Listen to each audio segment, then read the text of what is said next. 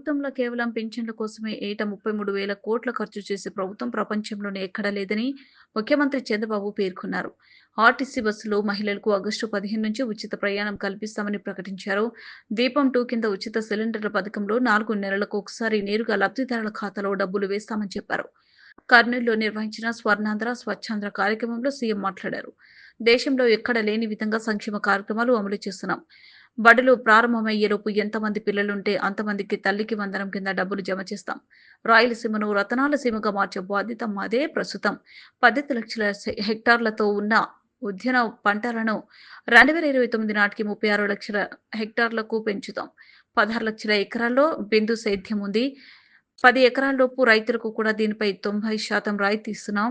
పేదలకు ఉచిత కరెంటుతో పాటు ఎస్సీ, ఎస్టీ, బీసీలకు రాయితీతో ఇంటిపై సౌర విద్యుత్ ప్లాంట్ ఏర్పాటుకు అవకాశం ఇస్తామని చంద్రబాబు తెలిపారు. నేను ఒకటే ఆలోచిస్తున్నాను, రైతులకు గిట్టుబాటు ధర రావాలి.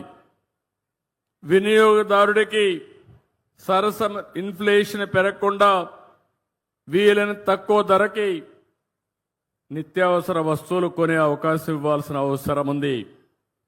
ఇంకా ఒకప్పుడైతే నేను హార్టికల్చర్ డిపార్ట్మెంట్ ద్వారా మొబైల్ రైతు బజార్లు కూడా పెట్టాం. ఇలాంటి వినూత్నమైన కార్యక్రమాలతో ముందుకు పోయి మీ ఇంటి దగ్గరనే కూరగాయలు కానీ ఇప్పుడిప్పుడు నేచురల్ ఫార్మింగ్ వచ్చింది, ఆర్గానిక్ ఫుడ్ కూడా వచ్చే పరిస్థితి వచ్చింది.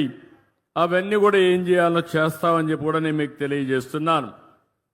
ఈరోజు నేను స్పష్టమైన ఆదేశాలు ఇచ్చా. ఆ ఆదేశాల ప్రకారం ఒక యాక్షన్ ప్లాన్ తయారు చేస్తాం. ఇక్కడుండే రైతు బజారే కాకుండా రాష్ట్రంలో అన్ని రైతు బజార్ని మెరుగుపరిచే బాధ్యత ఈ ప్రభుత్వం తీసుకుంటామని మరొక్కసారి మీ అందరికీ హామీ ఇస్తున్నా. దీనివల్ల మా ఆడబిడ్డలకు ఎంతో వెసులుబాటు వస్తుంది. అలాంటి కార్యక్రమానికి శ్రీకారం చుడతాం. ఇంకో పక్క పరిశుభ్రమైన పచ్చని ఆంధ్రప్రదేశ్ దిద్దడానికి స్వచ్ఛ ఆంధ్ర స్వర్ణాంధ్ర కార్యక్రమాన్ని తీసుకున్నాం.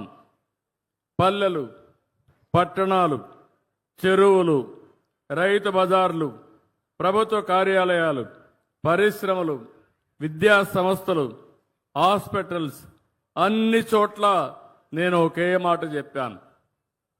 3వ శనివారం ఎవ్వరూ పనిచేయక్కర్లేదు. ఆఫీసులో మీ ఆఫీసులో ఉండి చెత్తంతా తీసేసి దుమ్మంతా దులిపేసి నేరుగా చెట్టు దగ్గర కూర్చొని స్వచ్ఛమైన ఆలోచనలు చేస్తే దేశం బాగుపడుతుందని చాలా స్పష్టంగా చెప్తున్నాను.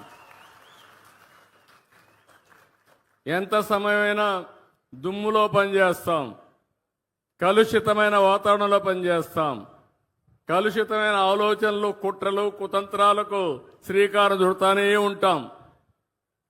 కొంతమందికి ఆశకు కూడా మితం లేదు, దురాశ. అందుకే ఇవన్నీ వస్తూ ఉంటాయి. అవన్నీ పోవాలంటే రాబోయే నెలలో ప్రధానమంత్రి నరేంద్ర మోడీ గారు విశాఖపట్నంలో 10వ వార్షిక యోగా డే సెలబ్రేట్ చేస్తున్నారు. వారు అక్కడికి వస్తున్నారు.